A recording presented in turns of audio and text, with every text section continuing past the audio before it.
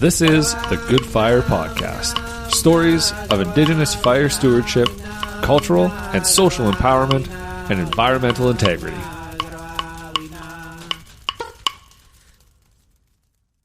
Hey folks, welcome back. Welcome back to Good Fire for another season, season 2. It's been a lot longer of a period in between than we had originally expected. I think last time... Thanks, pandemic. And I don't know if it's entirely the pandemic's fault or just you and I's laziness, but... Hey, we also had children, remember, in the meantime? Oh, that's right. Yeah, you were pregnant at the end of the last one, and I had just had one. That's right. Things got a little bit screwed up. But we're back for another round, and it's been long awaited, long anticipated. I'm really excited to get back into this again. I know I said in the kind of in the teaser episode there a few months ago that I learned a whole bunch in between this time from re-listening to Good Fire and then coming back in and kind of resetting my intentions on how to carry myself through these interviews and how to receive this information. And so it's been exciting, definitely learning time for me for sure. And I'm excited to do this again. This is going to be good. So here's the first episode. Yeah. So today I think we're talking to Bhiamie Williamson, who's just, amazing. The work that he's done. And I'm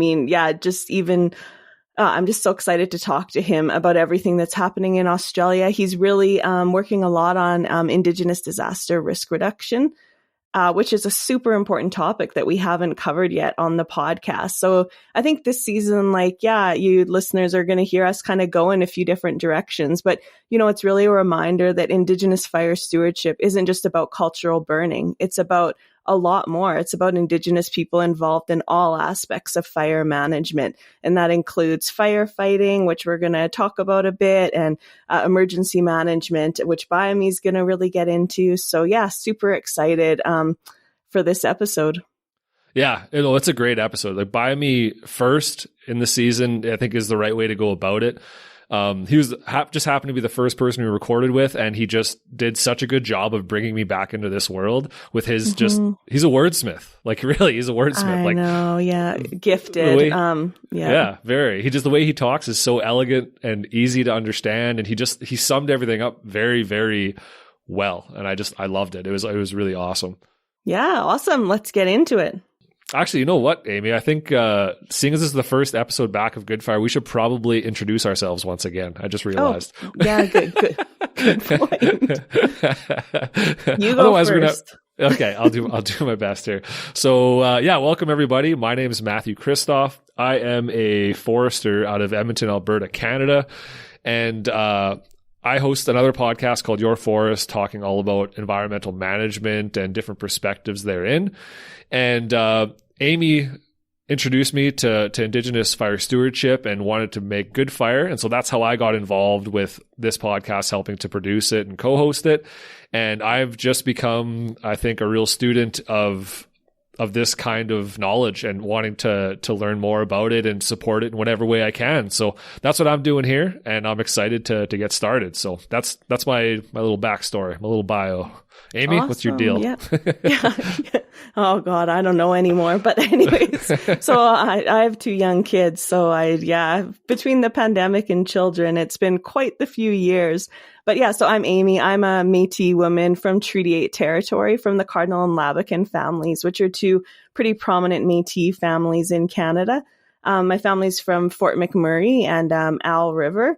I grew up as well in Treaty 8 territory in a little town called Whitecourt, and I live now in Treaty 6 in another small community called Rocky Mountain House.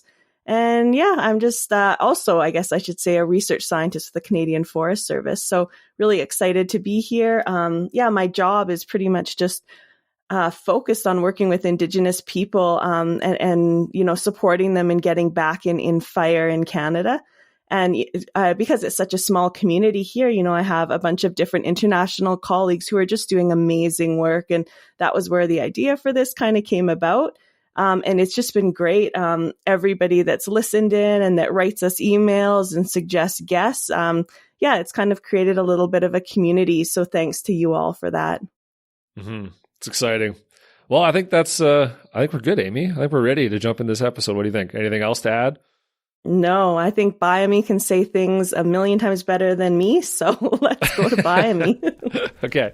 All right. Let's jump into this conversation with Bhiamie. Here we go.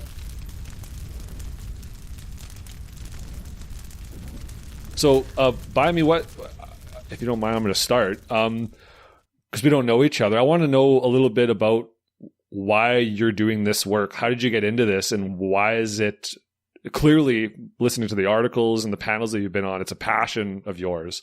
So yeah, why this work? Yeah, so I got into this work, excuse me, so I'm just thinking of where's the right place to start.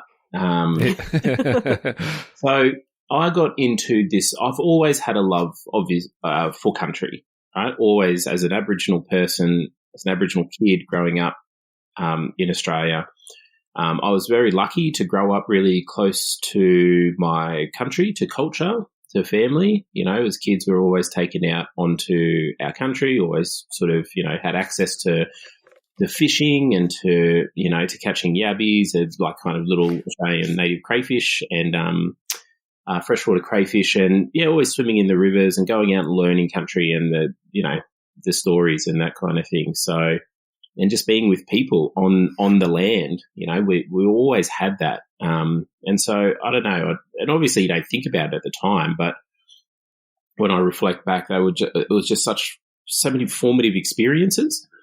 And what it did was instilled a deep sense of love for the land and for culture, and for being there with people, with family. And then I think what happened was later on in my studies at university, I was kind of wandering around the university, wandering around between degrees, and didn't really know what I wanted to do, and was kind of feeling a bit lost at the university. But then I found a home in the School of Environment because of this, you know, like I come to learn of it as a discipline of like of physical geography, right? Being out on the land itself and being out sort of like amongst the native wildlife, and then looking at the different ecosystems and ecosystem services that you know, that are naturally and I guess unnaturally put into the landscape, and that go into managing a landscape. And then that kind of came. So I was studying environmental studies, and I was also studying political science, and I kind of was caught in this space in between, and I really wanted to explore this in between space. And for me, that opportunity came when I started working with Aboriginal ranger groups. So you had the physical geography, you had the cultural kind of spiritual, you know, backgrounds of people that you're working with, and of myself, and you got to engage myself in the context of the research and what I was doing. But whilst engaging with kind of larger political forces and social and economic forces outside of the context of communities. So, yeah, I just sort of started working with ranger groups, and I ended up doing my honours thesis with 3 different Aboriginal ranger groups from North and South Australia. And a big part of their work was cultural burning across all 3 different groups. And, yeah, I just fell in love with it, really, because I realised very quickly that cultural burning was such a powerful tool for cultural transmission. It was such a powerful tool for managing the land. It was, and it's such a powerful tool to bringing non-Indigenous people into that conversation as well, because fire is a shared resource, and for non-Indigenous people, fire is something that they fear. And so all of a sudden, if you get into this context of, if you're bringing a context of like fire and how you can harness it, how you can use it, how you can make safe, volatile ecosystems, you know, and obviously responding and mitigating against the larger threats of climate change, it really gets non-Indigenous people. And I knew that it got them as soon as I started to study it. And so I just kind of went, this is a place where you can, like, it fulfills so many of my passions. It really, like, I can see myself in the work, and I can see it as a tool to bring non-Indigenous people into a very real conversation of supporting Aboriginal groups and their land management aspirations in Australia. So I guess that's kind of why, like, I guess the journey of how I came to it. And I guess the other thing to say is I just love it because it's not, it's kind of, I think the thing that I love about it most is that, yes, it is cultural. Yes, it is intellectual. Yes, it is political. It is philosophical. It draws in all of these things, but it's so tangible. It is about people on the ground. It is about people and their feet and their physical presence being on and in the landscape, and them doing things in the landscape, and them talking and being who they are in the land. And I just love that there's nothing, that it's completely practical. You can reach it, you can touch it, you can see it, you can taste it, you can be it. And I just That's love awesome. Now, That's really cool. You've written a bit about the idea of Indigenous healing. And I think it really relates to what you're talking about here with, that connectedness to land and, how country is more than just a landscape to Indigenous people. Like when we look at a landscape or our territory, it's about, relations and family and more than just, what other people might see there. So I'm just wondering, can you speak a bit more to that concept of Indigenous healing and how you see cultural fire being a part of it? Yeah, sure. So healing, obviously, as Indigenous peoples all over the world, we have our own traditions of healing. We have our own healing practices, our own healing, tools, our own healing medicines and things. And fire is a really big part of our healing practices. Whether you're smudging up in North America or you're smoking down here in Australia, fire is central in the healing of people and always has been. And I think that, I've always just kind of working in this space, as we all know, there's so much trauma in our communities. People have never had the opportunity, I feel, to kind of pick themselves up and dust themselves off from colonization. People have never had the opportunity to look around and sort of ask, what the bloody hell happened to us? And I just feel like being out on the land and cultural burning provides that opportunity to be out on the land and to do things. It's like everything about it it's immersive and it's restorative. And, when you're going out there with people and you're learning and you're being and you're doing, it's just, it's a wholesome feeling that you don't get otherwise. And those opportunities are so rare for our people. Mm-hmm. They're so precious. And so, yes, we might be managing the land and using fire to managing the land, but what we're really doing is healing our spirits, and healing the spirit of the land. So, I just think that the opportunity, land management more generally, but especially using fire, it has, what it does to our people is truly incredible. And, and you don't, you can take Indigenous people onto the land with you and sort of go through that with them, even if they might not be from there. They definitely feel it. Mm-hmm. You just need to be an Indigenous person and have access to that kind of, to know what's going on and to feel, and to feel culture and to know what it looks like, what it feels like, to have access to that. So, I think that we need to continually find ways to promote healing, and I think we just need to find healing in all of our daily practices, but healing won't just, from what we know about healing, it's like you can't, you need to want to heal, right? You need to want to overcome the wounds of the past and to heal the wounds of the past, and that starts individually, but it emanates and is facilitated collectively as well. And the land is center in that process. One of the things I've learned from the healing space, from the healing from the disciplines of therapeutic interventions and psychology. I'm not a psychologist, but I have done graduate degrees in Indigenous healing and sort of understanding that field. And what I know from that is that the general field of psychology and things like mental health support, mental health practitioners, they don't give Indigenous peoples what we want. We don't have Indigenous theories of psychology. We don't have a well-developed Indigenous psychological kind of, therapeutic kind of model. We don't have that. It hasn't been developed. That work is yet to be done. It's such a missing part. But that doesn't mean we don't know what works.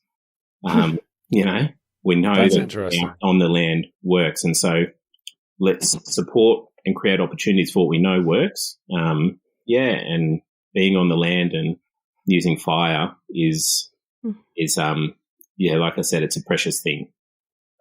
Yeah, one of the things that's been really interesting to me, like we've gone through quite a fire season in Canada here in 2021. We usually have about 20 to 30 evacuations a year, but I think we're at 210 now by our count at the Canadian Forest Service, and lots of those are Indigenous communities. And one of my frustrations with watching it has just been thinking, you know, why is it taking settlers so long to figure this out? Like most of the Indigenous people that are interviewed that are impacted by fire, they've said, you know, we need more burning on the landscape. We need to renew that relationship with our territory and heal. And it just seems like every time it kind of, you know, falls, you know, like it always when the event happens, it's at the front, but then as life goes on and things, it just seems to always fall to the side to me. And then, you know, we get into the next event, the next experience, and we're saying the same things again. Is it just a bureaucratic boundary you think you're hitting up against, or what? What do you think it is, Amy?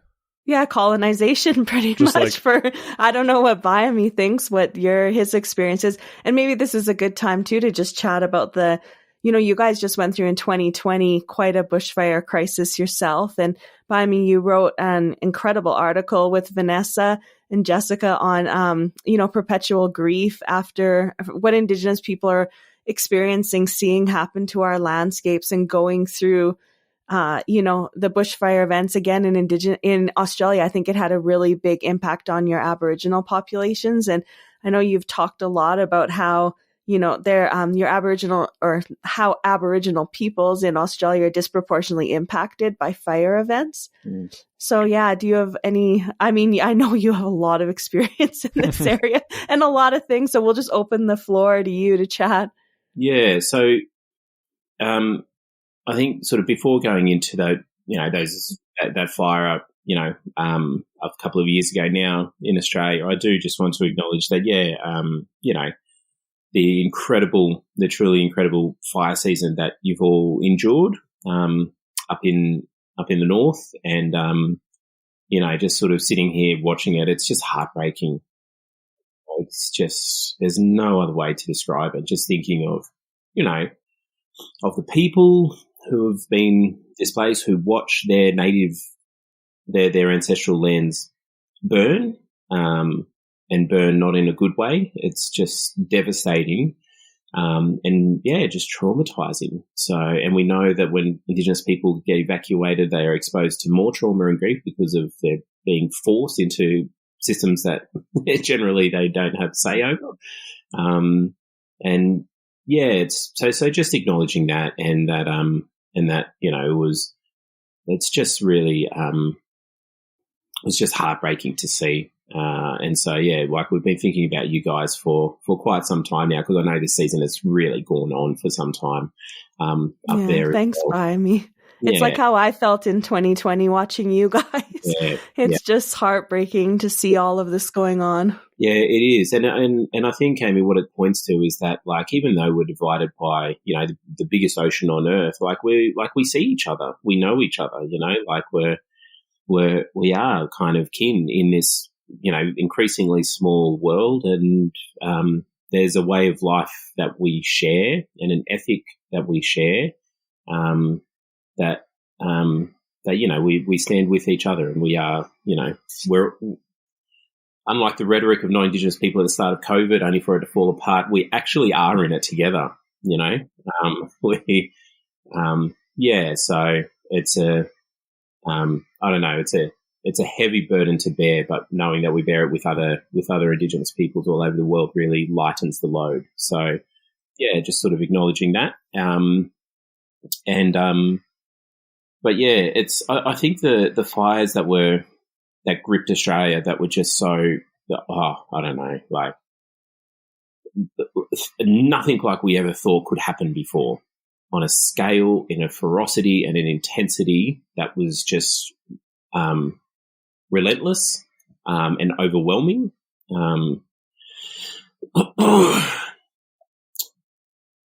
At the height of that, it's kind of like the whole cultural burning discourse in Australia was kind of scratching at the surface for a number of years before that event.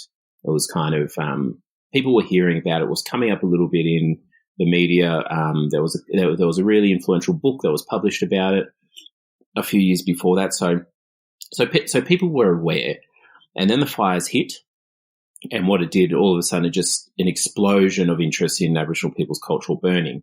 Now, with a background in cultural burning, we were asked to write an article about sort of connecting cultural burning to the crisis, but we felt that was the wrong time to write it, to focus on that, because something else was unfolding that no one was capturing, and as far as we know, hadn't been captured adequately or sufficiently in other bushfire crises before, because even though we didn't have the raw data in terms of, census counts, population statistics, demography, that kind of thing, we knew intrinsically that the fires were hitting in areas that had really high populations of Aboriginal people.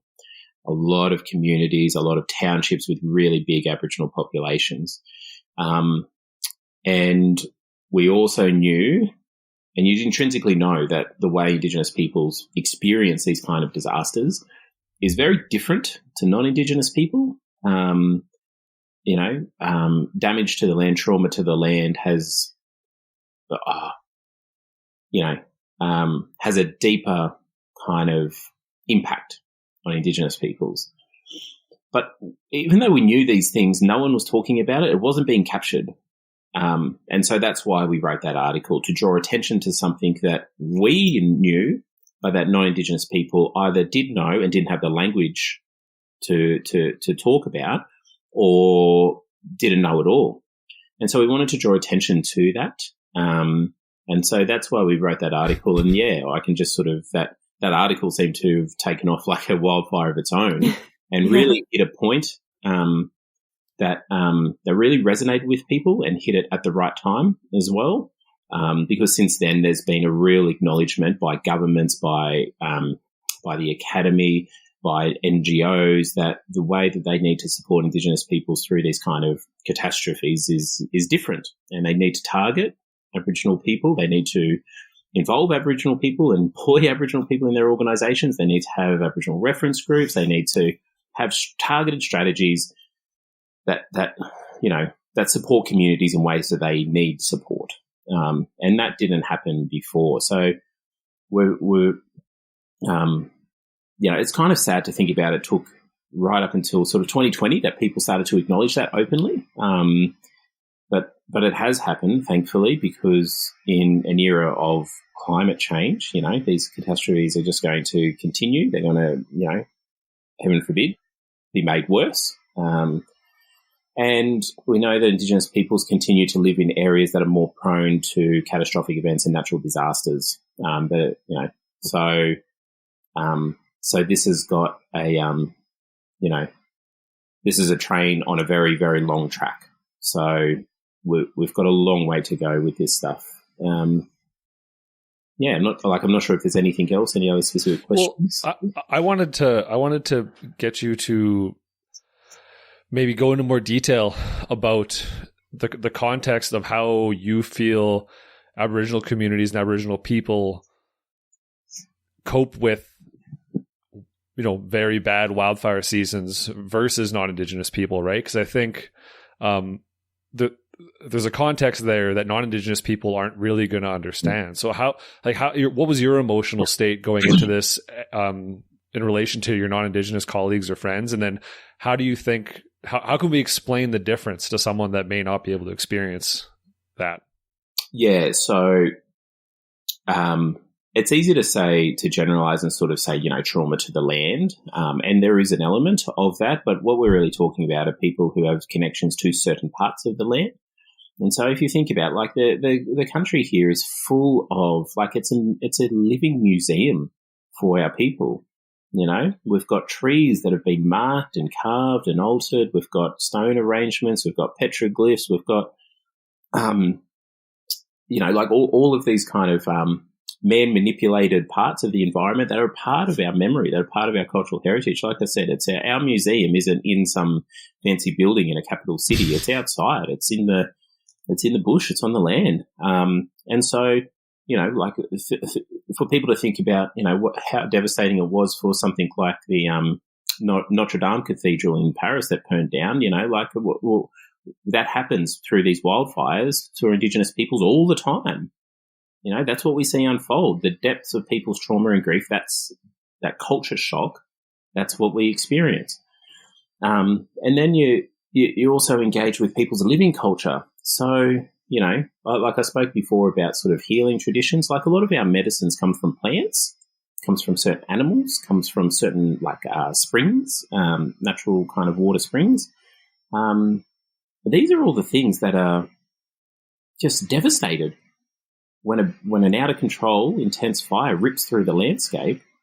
And so it has a direct impact on on our access, on our ability to access and to practice cultural traditions like gathering of medicines and utilization of medicines and other resources as well. So like here in Australia, I know that people use kind of things like native sedge or reeds or sort of certain barks and whatnot for things like weaving, for creating of mats and of baskets and that kind of thing.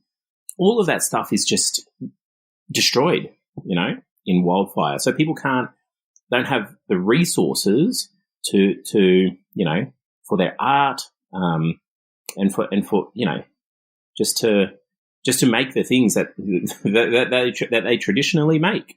That stuff will take generations to replenish.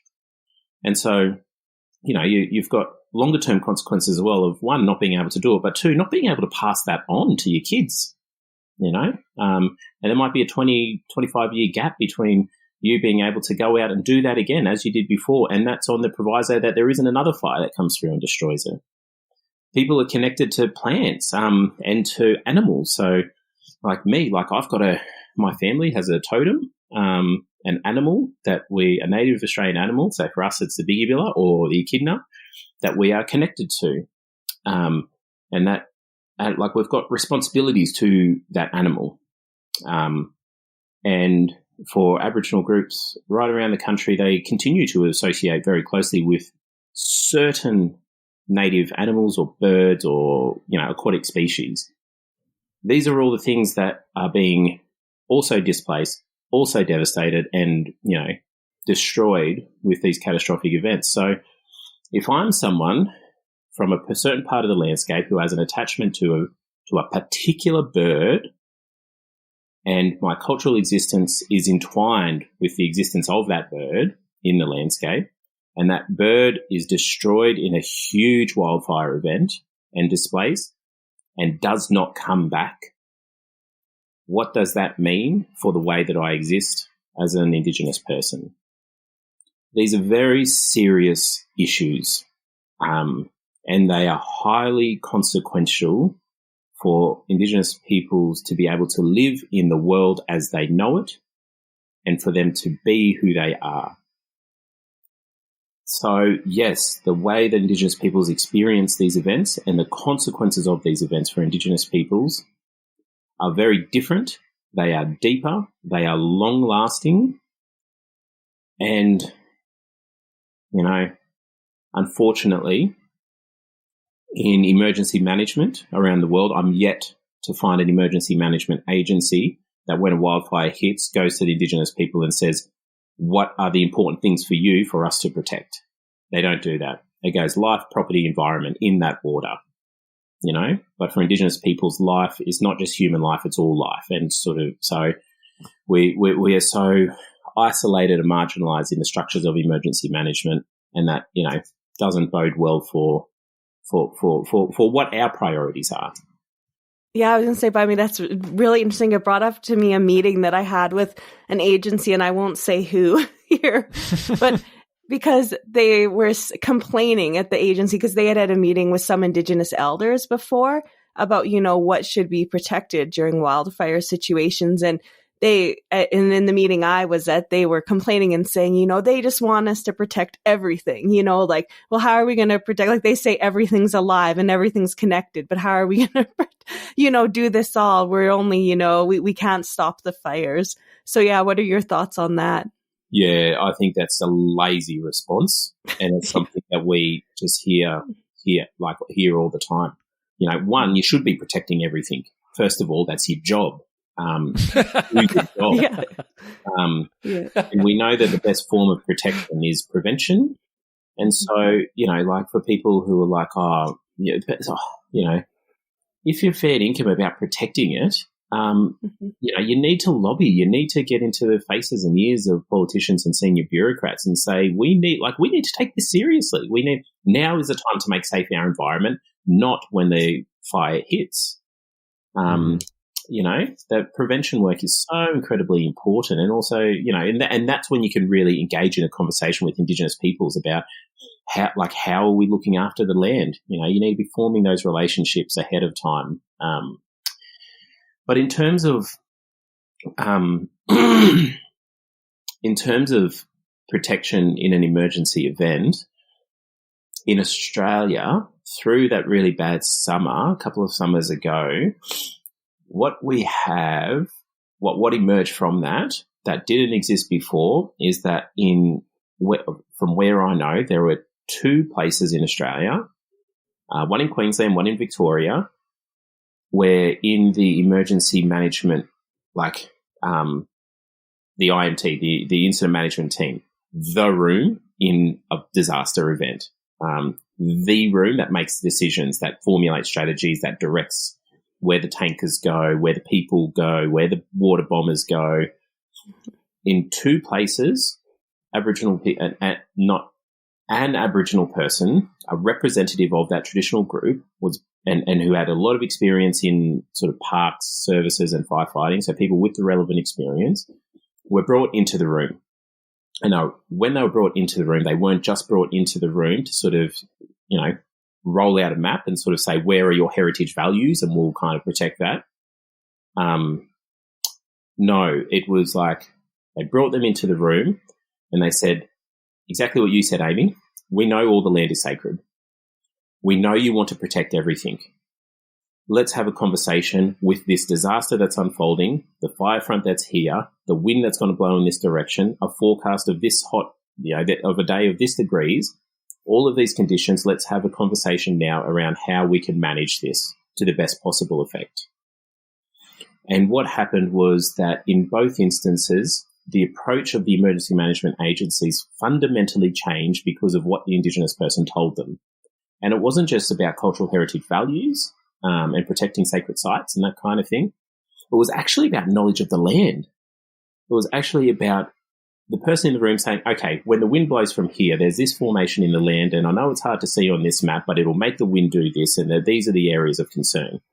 In one of the areas, you know, the soil on the, you know, obviously underneath the grass, but the soil or the geographic uniqueness and the physical features of that place meant that they couldn't or shouldn't put in mineral earth lines. So for people who don't know, like mineral earth is where you get a dozer in or whatever, and you just grate the hell out of the land, and you rake it all, you remove all the things, so you kind of get a hard earth line where fire shouldn't be able to spread across.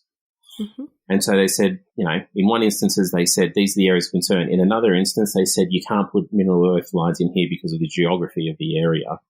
And all of these things, like in a high pressure environment when decisions need to be made quickly, and you've got limited resources and limited time, this is really important information, and it enhances the ability of emergency management agencies to effectively deal with the disaster. And in both instances, what happened was an incredible outcome. What they had was the effective management of an extreme wildfire event. Right? You had the significant reduction of the fire spread in an area, like significantly reduced from what they expected to do from even the day before. You had Indigenous and non-Indigenous peoples working together on the ground. You had, obviously, the empowerment of Indigenous peoples in those spaces. You had what it turned out to be was the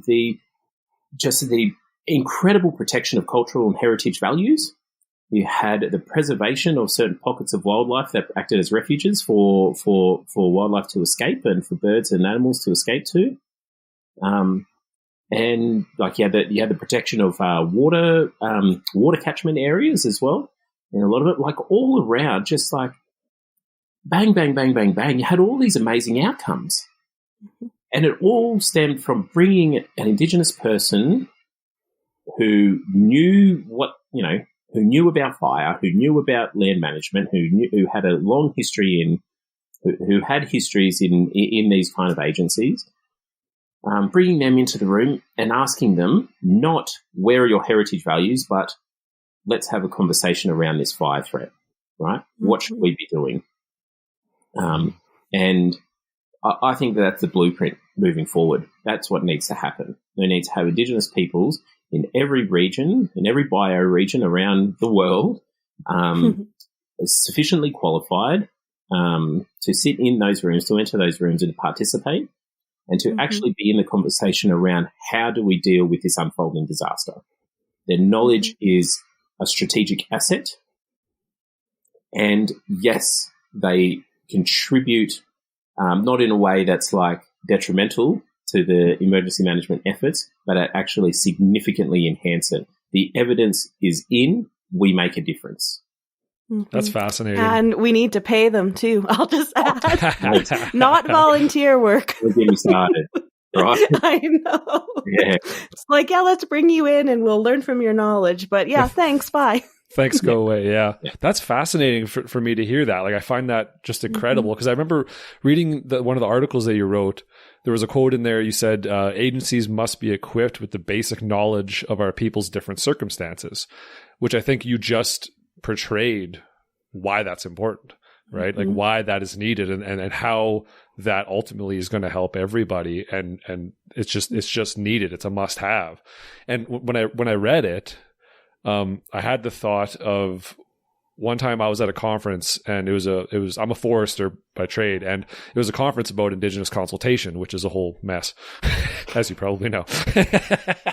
But one of the speakers stood up and she said, is it reasonable to ask a forester to have all of this knowledge, right? And my thought was, it may not be reasonable as we don't have the background to know it, but it should be reasonable. It should be expected going forward, right? Like it is one of those things that should be involved. Like people that have already gone through school, yeah, maybe they don't have those tools. They've never had that experience or that opportunity. But how do we create the opportunity for agencies to, I don't even know if I'm asking the right question, but how do we make it so that knowledge is something that is attainable for them, or the right people are in place so that those Aboriginal folks can be at the table helping make decisions and providing that context? Yeah. Good question. And it comes up consistently here in Australia as well. On a personal level, I just find it so fascinating that people can consider themselves land managers and not know who the native people are for those places. Absolutely. Yeah, I agree. Yeah. To me, that just represents such a deeply colonial process and deeply colonial way of thinking and being. And that's what we really need to overturn. And like non-Indigenous peoples know this stuff as well. Hey, but I'm a professional. Yeah. Yeah, I think Bhiamie and I have talked a lot about that whole thing of who's the expert, right? And lots of times Indigenous people aren't recognized because you might not have the degree or other things, but that's been one huge frustration this year. And I've seen it in BC and articles about Manitoba, Ontario is, as much as we loved the Australian colleagues, that flew in here, that were exported to help, there's a lot of Indigenous people who are very frustrated at why they're not getting the calls in to provide advice and expertise because they don't, have those kind of colonial recognized certificates. Yeah, that's exactly right. So, Indigenous peoples don't have those qualifications because we weren't allowed to. Yeah, there you go, right? Another thing, yeah. Yeah, so we weren't allowed to participate. Like even in Australia, like the first Aboriginal graduate at a university wasn't until like the 1970s, because we weren't allowed to be there. And so when people say, "Oh, you don't have the qualifications," it's like, well, maybe if you people didn't discriminate against us and let us get it, this would be a very different conversation. But look, there are systems of oppression, centuries of oppression that remain ongoing, but that have meant that Indigenous peoples have not been able to participate equally in society. And that is something that we still suffer from, and it should not be weaponized against Indigenous peoples. Going back to the original thing of like working with peoples, I find it just absolutely the idea that it's a burden for non-Indigenous peoples to work effectively with Indigenous peoples. I find it just straight up offensive, because as Indigenous peoples, that's what we're expected to do all the time, every single day of our lives, from the time we wake up to the time we go to sleep. For us to be in this world, we need to know how to work in a non-Indigenous system, how to work in a settler colonial system. We need to know how to participate, how to communicate, and how to act respectfully, and dance to the white man's drumbeat, really. We need to know that. We're not given a pass in not knowing that. It's not excusable for us to not know that.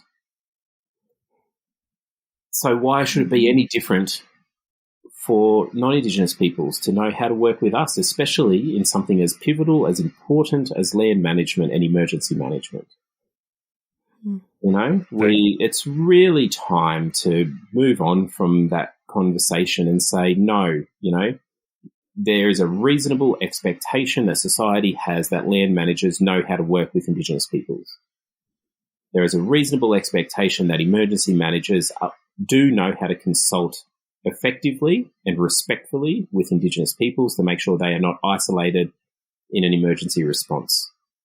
I think these are very reasonable expectations, and if it means that non-Indigenous peoples need to go back and retrain, go for it.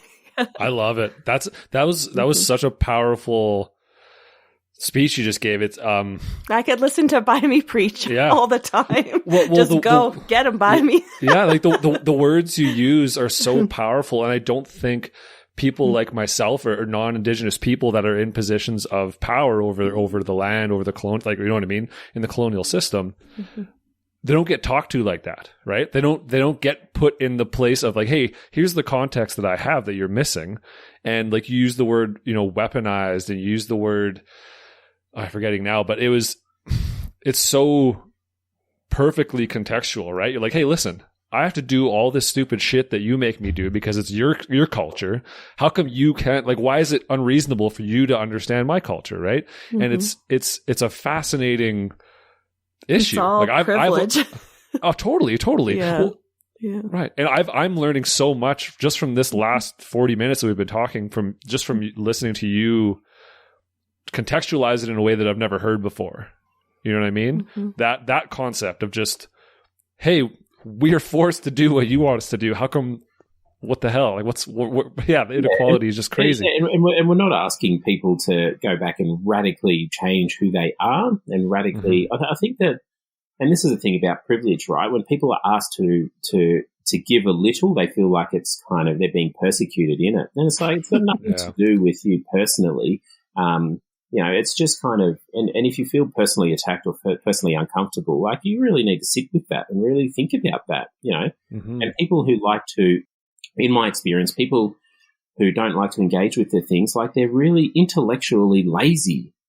They don't like to think, right? It's like, dude, wake up, get your mind out of bed and go for a jog and, clear your head and like think, be happy to think about it. Be happy to be unsettled. That's where growth happens. It's the ego, right? I find it's the ego that steps in the way and just doesn't allow you to be wrong, as if there's something unacceptable about changing your mind and growing, right? Like I already have it all figured out. You can't tell me anything. It's just, it's exhausting. Yeah, that's right. And the thing about it is that, certainly in my experience, when people open themselves in that way, when people are willing to let in things that they weren't before, when people want to grow and do better and be better, right, they feel better about it as well. Like, it's exciting. It's, it's fascinating. It's enriching, and it's, motivating. So it's kind of like there are no losers when people want to learn and want to grow and want to, learn about themselves so that they can then engage more respectfully with other people. And I think for what you get in practice, especially in things like land management or fire management, you get a people who are like a workforce and staff and crews who are just better at their job. So who doesn't want to be better at their job? Who doesn't want to be a better person, more contextualized, more better perspective, right? I love that concept of that's the zero-sum game, right? Like that's not it's not the way it works. Yeah, by me too. I just want to bring up, I was just so proud of you and my other Aboriginal colleagues around the time of the Royal Commission for the 2020 bushfire. And in Canada, we don't have things like that. So I was wondering if you could explain, what a Royal Commission is and your submission to the Royal Commission on the 2020 bushfires.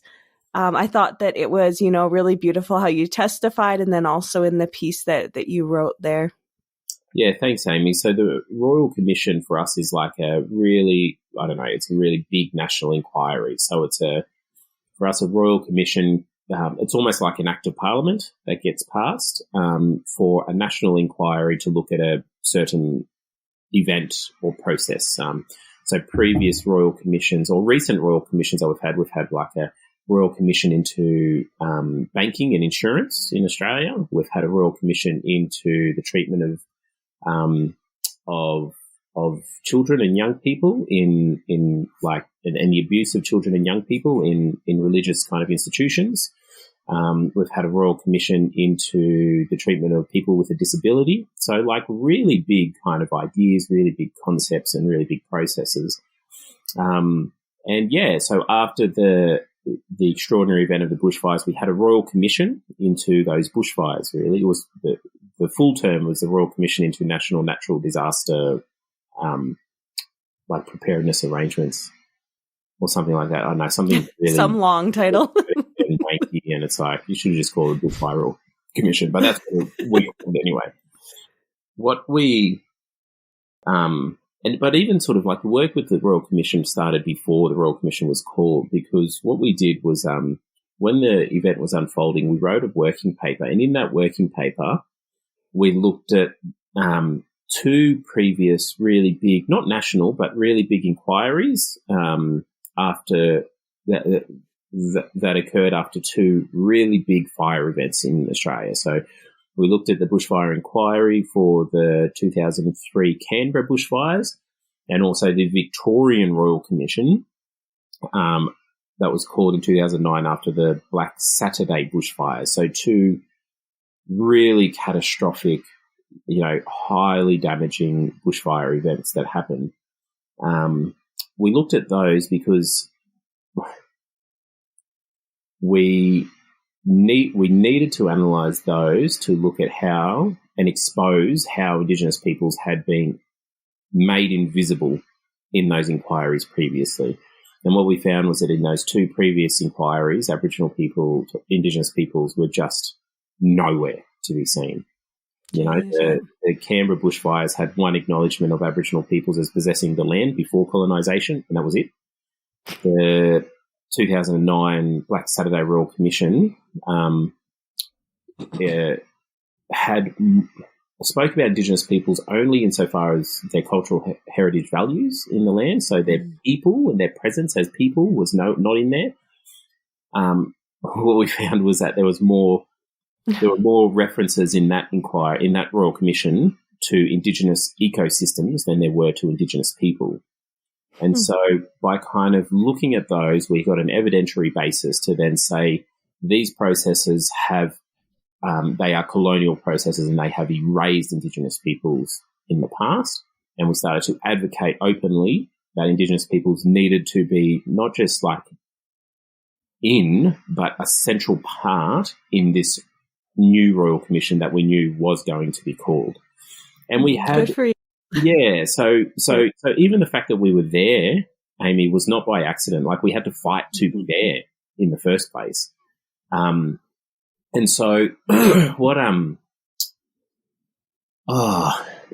so we weren't completely satisfied with it because the terms of the Royal Commission, like the government sets the terms, which means that it is bound by what the government is and is not willing to receive, I guess. But we had a small opening because for the first time we did have in the Royal Commission terms to like inquire as to like Aboriginal people's cultural burning experiences was the specific line item in the terms of reference. And so that just opened a door for us to get into the room. And I think about it as like I was one of the people, the expert witnesses that was called. So yes, we made an inquiry. Me and some colleagues, Dr.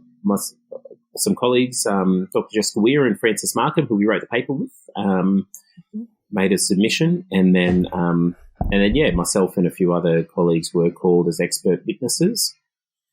So what does that mean? Like, you have to, like I was saying to Matt, I think they swore on a Bible, but I don't really know what. But it's like a legal process, right? It is a very, very legal, very bureaucratic process. So yeah, you have to, they reach out to you to kind of, vet you, I guess, in the first instance, and then they send you a letter of summons, which means that you're legally obliged to rock up and to tell the truth. Yeah, and so and then we got so the summons, and then accompanying with the summons was like an official letter of invitation to come and to participate in it, and then you get briefed on questions and responses, and like what you're meant to do and how you're meant to behave, and then you get called. The day comes and you go, and then you can choose to swear on a Bible or choose to take an oath. And then I just took an oath. And basically it's like a law. It's like a courtroom then. You can't sort of, step outside of the very tight rules of the officialdom.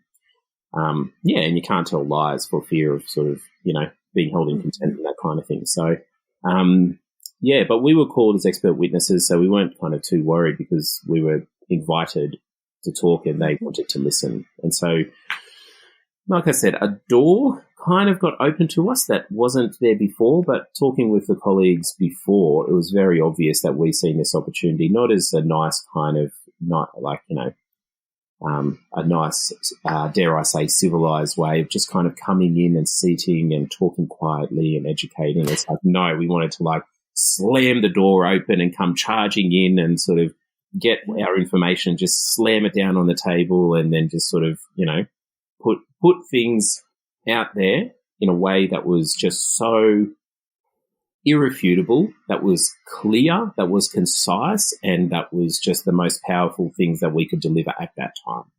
And so that's what I guess we tried to do, and I think we achieved that in some respects anyway. Even though we were the item in the terms of reference was only to do with cultural burning, our interests were much wider than that, and we made that known. Even though they couldn't report on it, it is on the record, and that was really important for us.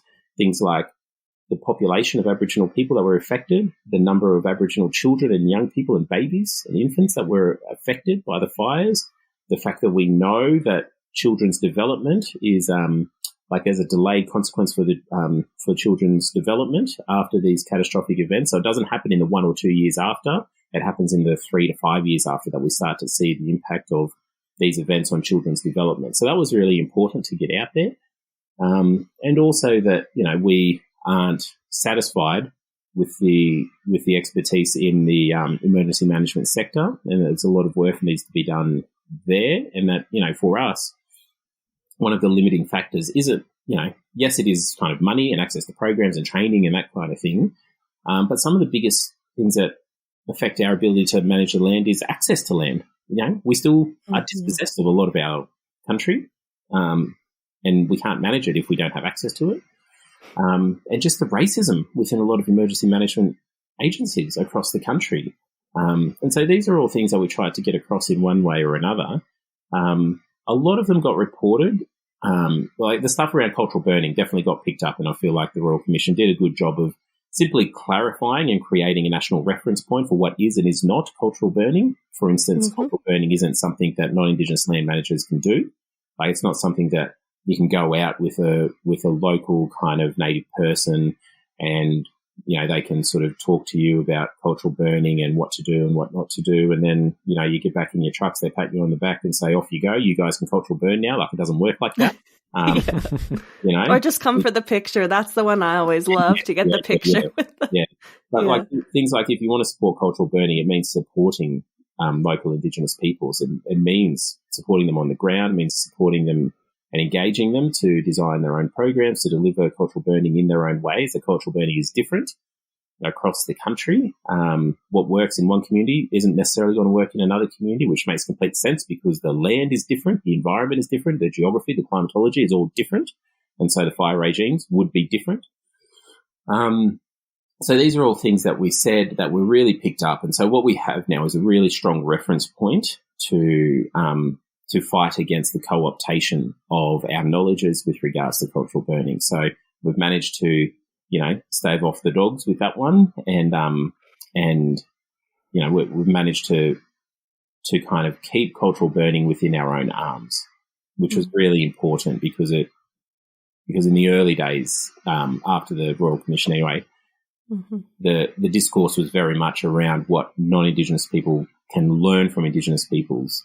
It's like, no, let's not go there. No, we've had it. I'm so scared of that, Bhiamie. Like here, it's just, we've had so much press interest in cultural burning, and all that I've heard is, what can we learn from this? And they wrap it right into prescribed burning. And it freaks me out. Yeah, no, it is. It is scary. And like, it's not to say that the fight's over. We still have to do it. But we like in Australia, through that process, we were provided a platform to, I guess, write our own terms for that, and we did. And that's very clear and on the record now. And so that's something that we can continuously rely on. So there was that. And the other stuff that we spoke about, like the unique impacts on Indigenous peoples, the disproportionate impacts, the number of children that are affected, the racism in emergency management, agencies and services.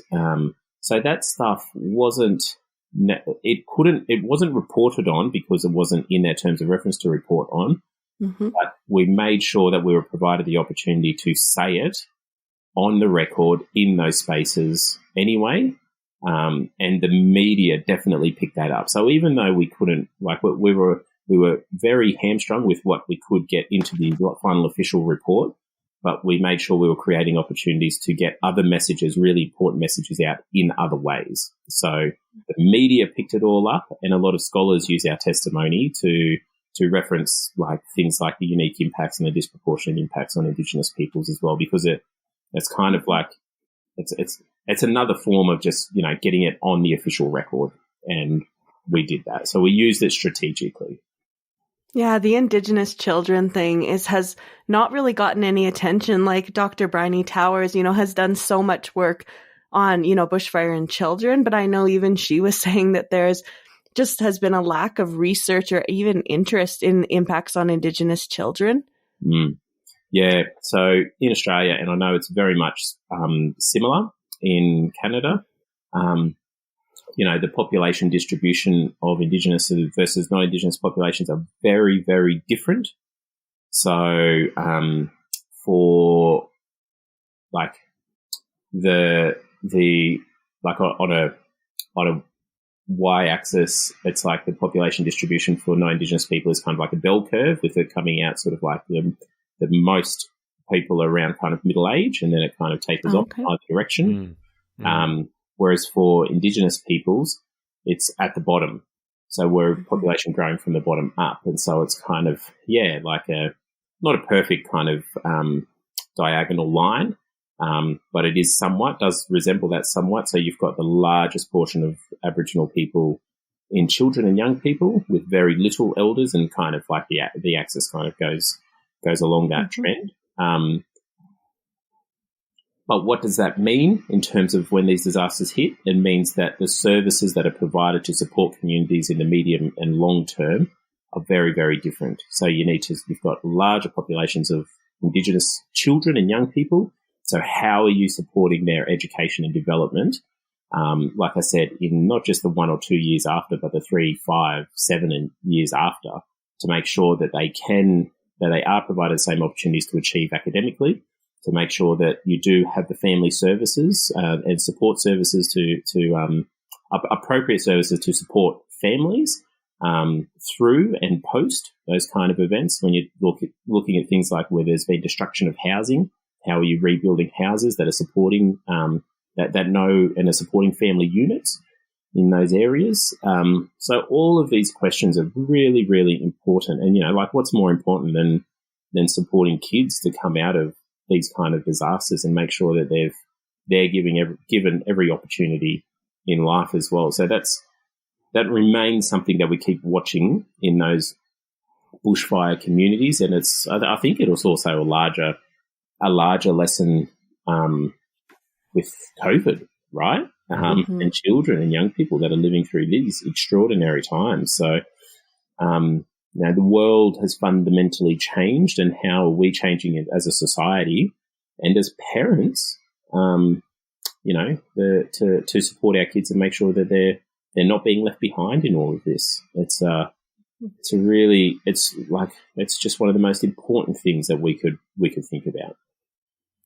I wanted to ask a question again on the Royal Commission again. I just wanted to know how it felt to go in there, like a cultural tsunami. Like, did it feel like you had the weight of like all the Aboriginal people in Australia on your shoulders, and that you were finally able to speak your truth? Or how did it feel to be in that position?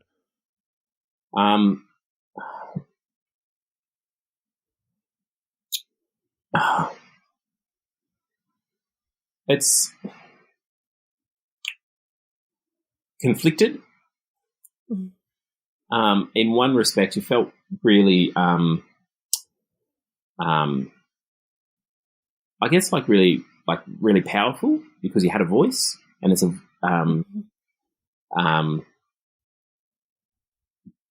we had a powerful in that, yes, we had a voice and we had a captive audience that wanted to listen. So I think that was genuinely, what it feels like to have a voice. But I feel conflicted about that because that's how white people feel all the time. Oh my God, isn't that true? We got one day in this really big Royal Commission, really big process. We had one day to make our voices heard. We had one hearing. The Royal Commission went for over 100 days. And so many different testimony, so many different agencies and staff and survivors, and people. And not to say that there weren't other Indigenous peoples who were, especially as kind of survivors and people who were kind of directly impacted. Yes, there were people there.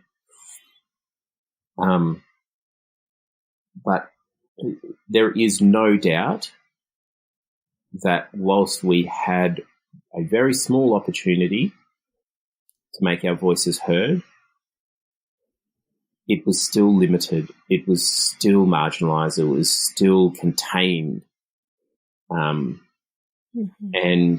as I said, I know people. I work with people who testified to the Royal Commission more than 3 times because they occupy a certain position in emergency management. and people who have testified to royal commissions in the past. So people who this was like another part of their job. Like there's one colleague I know that has testified to 6 different commissions or inquiries, like those official processes over their career, 6 different times. And so whilst it felt really powerful and satisfying to step into those spaces and do it, under no illusion that the fact that it was unusual speaks volumes, and the fact that we were only given a very small amount of time to talk about what are very complex, historical and very difficult topics, also kind of, I don't know, we've still got a long way to go.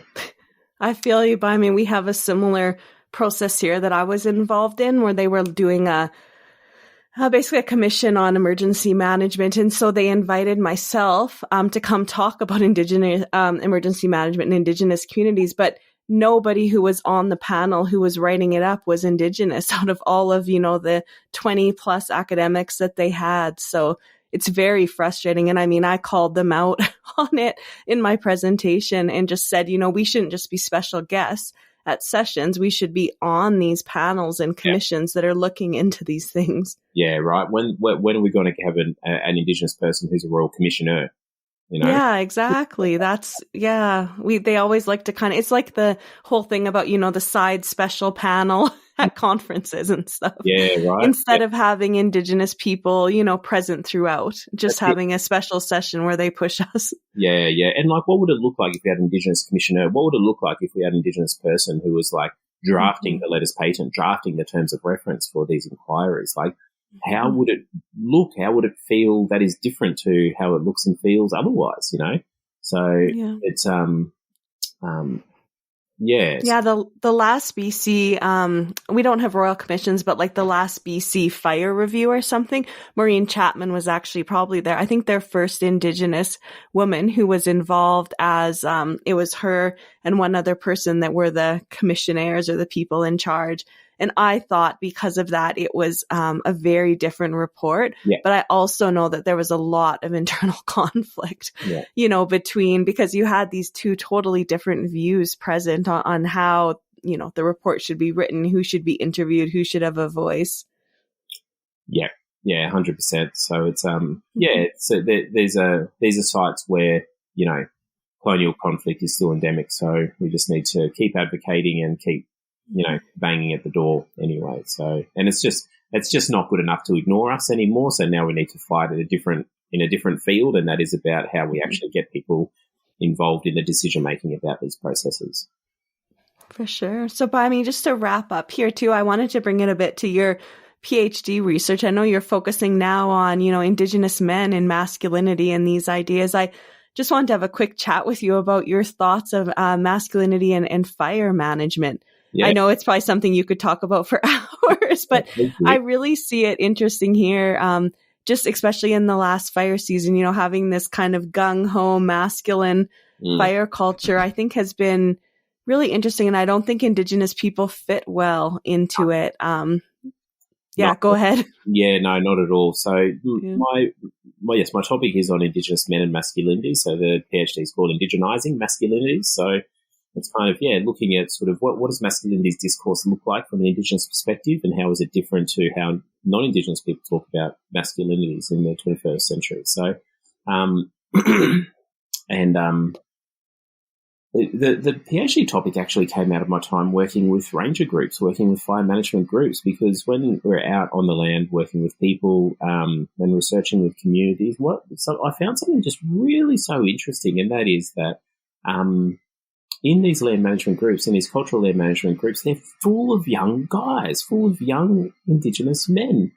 And you get out on the land and you work with them, and you sit with them, and you talk with them, and what you hear and what you see and what you feel are just these gentle souls, these really strong cultural beings, these young men that are just wanting to learn, that love being with one another,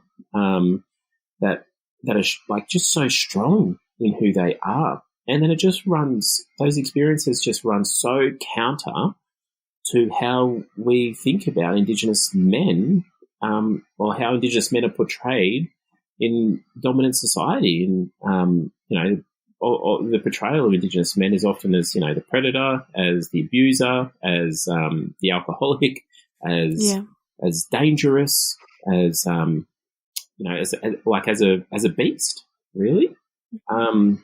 And you go out with these other young guys, and you could not think of a more inappropriate ways to describe them. They're just nothing like that. And so I was really, really interested in, what is it about this work that brings young Aboriginal men into it to mentor them, to learn them, to educate them, to keep them connected. What is it about the work that really draws them in, and what does it give them, and what are they giving back? I just think that, and as I've kind of moved through my life and professional and educational journeys, I've also seen this come up in other areas. Like, I've got a background now in Indigenous governance as well, and in those governance and political and decision-making spaces, you see both the best and worst of, I think, men in particular. You see some men that are really kind of, want to stomp their hand on the table and say, I am the boss, or I am the chief, or I am, this is the men's way. Decision-making is men's thing. And, I just think that's such crap. And I've got, we know where that kind of comes from, right? But conversely as well, you get some male leaders that are just, as I said, just kind of gentle and very strong people, but just kind of really gentle folk who are really strong and who just go about their way fundamentally differently. So I just kind of see that there's really interesting stuff to think about, and I think sadly people aren't thinking about it enough, especially men aren't thinking about it enough. And when you think about the deplorable rates of violence against women and children in our communities, so first of all, it's understanding more about that violence, and what place or what role Indigenous men play in that process as well. We don't know enough about that. But in particular, Indigenous men, Indigenous men and land management, in particular around cultural burning and stuff, is really, I think, is a really important part of it, and is going to be a really big part of it as well. So, I've got more questions than answers at the moment. So, in your panel discussion, you were discussing agencies trying to fit the cultural burning into fire management, right? We discussed a little bit of that, taking the knowledge and that thing.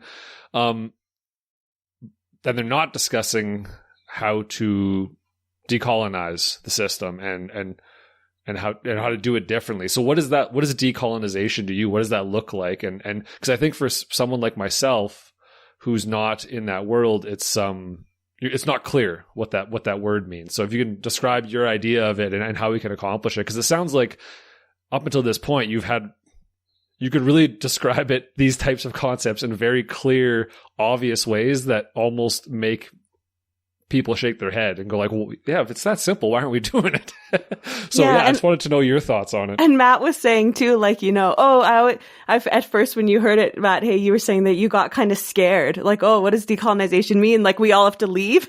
Yeah. Get back on your boat and back to England, you schmuck. Yeah.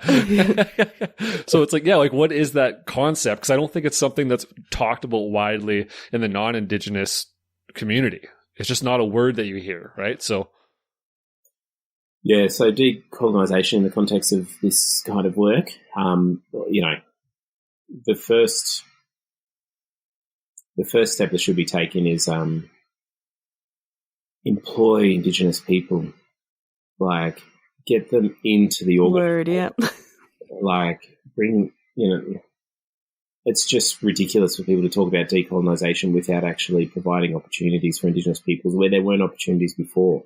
And we're not just talking about providing opportunities for Indigenous people as trainees and as park rangers and that kind of thing, but as, senior managers, as as department heads, you need Indigenous peoples in the organisation and a part of the structures of the organisation from the top down, to really embed those voices and perspectives and experiences throughout every level of the organisation. That's you can call that decolonisation. I just call that common sense. That you should just be empowering Indigenous peoples and employing them and especially anything to do with the land. So what you have is a structural and sustainable voice then in the organisation.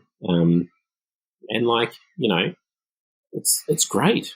It's fantastic. Indigenous peoples have a lot to offer and will offer a lot and enrich the business of an organisation. So, get on it, get them in and support them and create spaces for them. But conversely as well, and this is where the other part of it is that what work needs to be done within an organisation and organisational culture to make safe the environment to bring Indigenous peoples in. You can't just bring the Indigenous peoples into a white institution and say, here you are, we've given you a job, our job, we're done, and just go back to doing things the way that you did them before. Because one, that's not safe, and two, you're just perpetuating a problem and creating a new problem as well.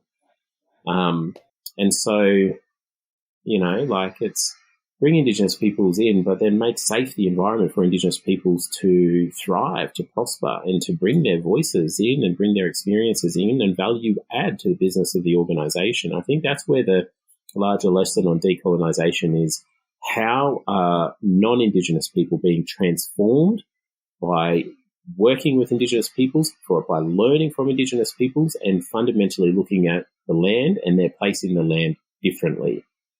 That looks very different for individuals, and it will be very different according to where you are and what organisation you're in and what time and year and political environment you find yourself in. It looks very different, but I think the personal journey on that is the journey is common, the outcome is different. So, just like I was saying before, you just need to kind of get around it, be willing to have, things that you know questioned. You will be required to question things that you previously didn't question. Rather than reacting badly to that, you should welcome those as really transformative and learning opportunities. I love that concept. I've talked about that lots in my other show, and about just questioning your assumptions and your preconceived notions and asking those fundamental questions of like, why do we do this way? Why have we not discussed it more? I love that. That's great.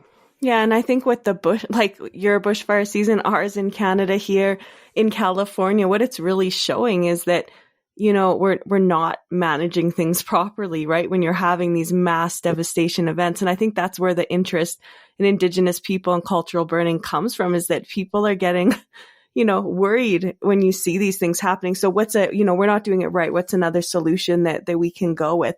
And it needs to not be people need to not feel like it's an attack, like Bhiamie said. Yeah. It's an opportunity to do things better.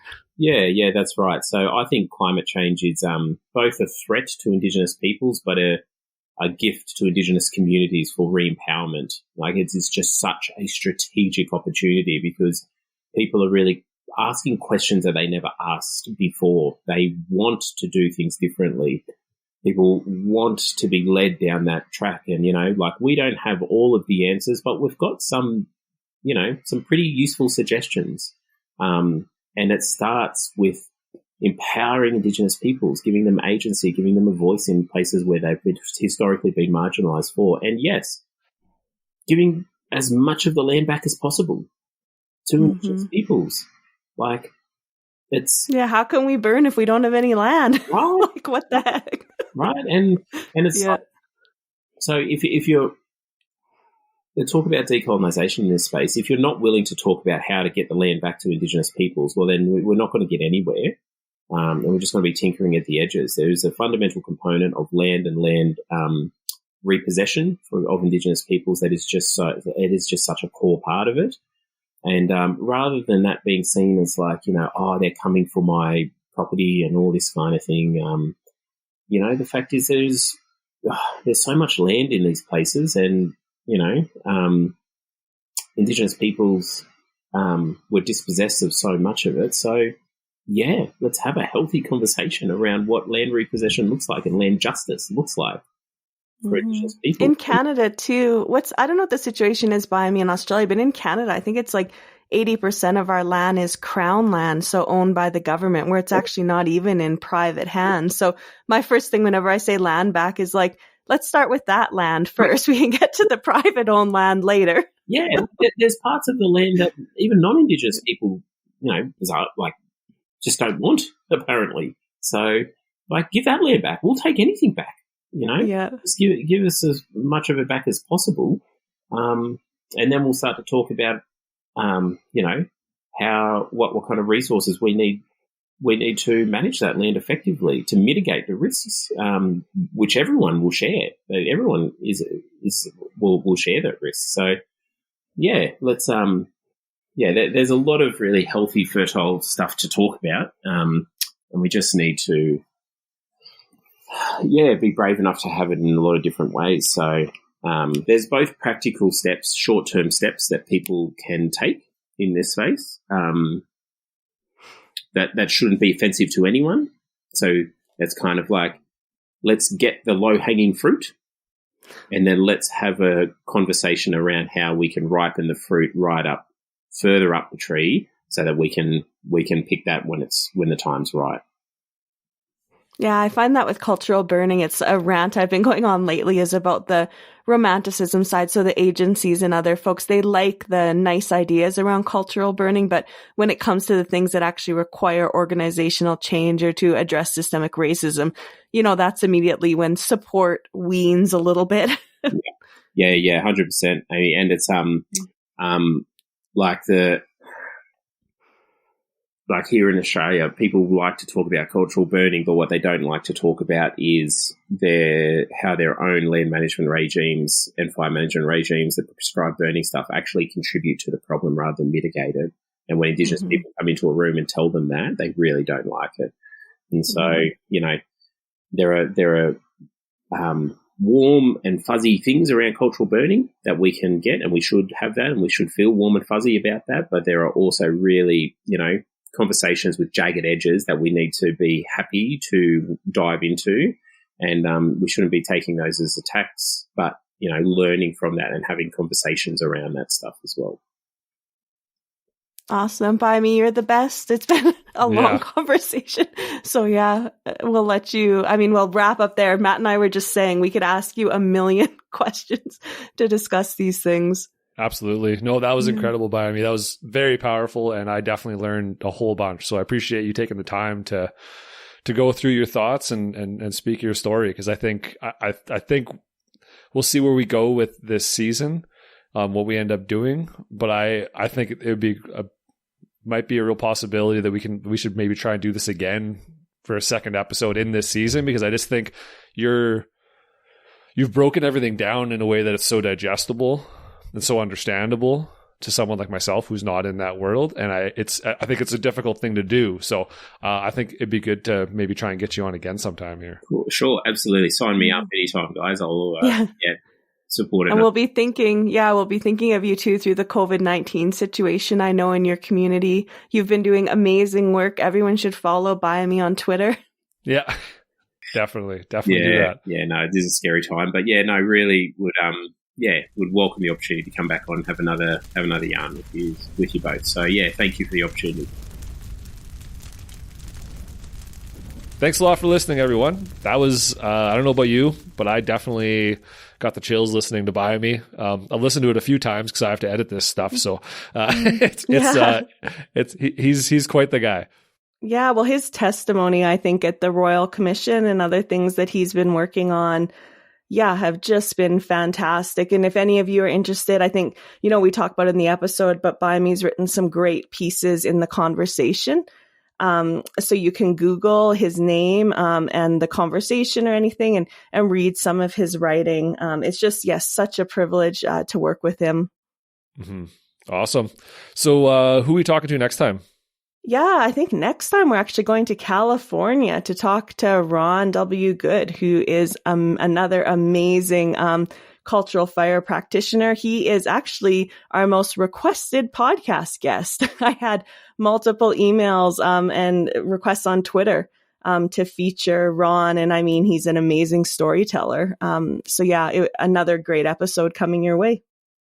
Yep. Awesome. I'm looking forward to it. The most important thing, if you guys want to support this podcast in some way or another, the most important thing you can do is to share it on social media and tell people about it. That's the best thing you can do for us. After all, it's free information, right? True. Yeah. I mean, more people listen to this than any of my publications that I've ever written. So yeah. So I mean, if you want to do something good for us, if you like this, you can rate and review, share it on social media, tag Amy in it, right? She's the voice, she's the powerhouse behind this show. And yeah, that'll help spread the word. And yeah, just keep in mind that if you don't do that, you're basically just a freeloader. So yeah. Oh, I was also going to make a bad joke about cutting checks, but probably not a good joke to make in my role as a federal public servant. Oh, maybe not. Yeah, maybe we'll steer clear of that one. Okay. Well, I guess that ends it. We'll see you guys. We'll see you guys next time. Take it easy.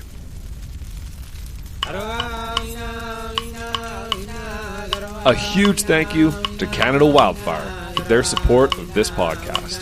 As well, we would like to thank the Fighting Gunditjmara for allowing us to share their fire song Ween as the official song of Good Fire Podcast.